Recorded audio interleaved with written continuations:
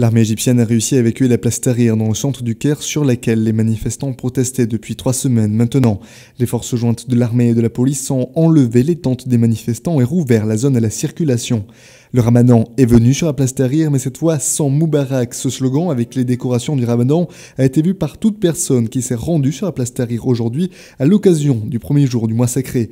L'intervention de l'armée a divisé la société en deux. Il y avait des points de vue très différents sur la valeur potentielle des manifestations. Ceux qui ont ouvert la place auraient dû laisser les manifestants à leur destin. Ceux qui voulaient rester seraient restés, ceux qui voulaient partir seraient partis.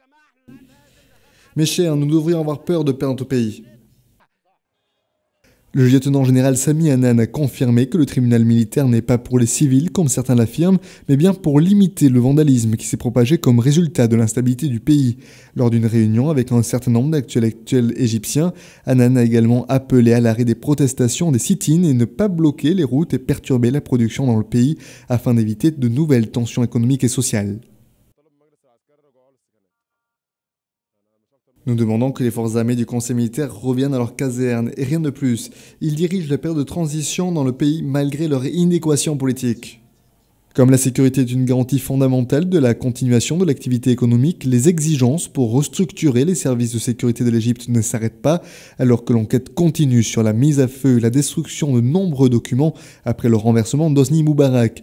De nombreuses personnes dans le pays disent que ces documents contiennent des preuves des violations par les forces de sécurité pendant les 30 dernières années.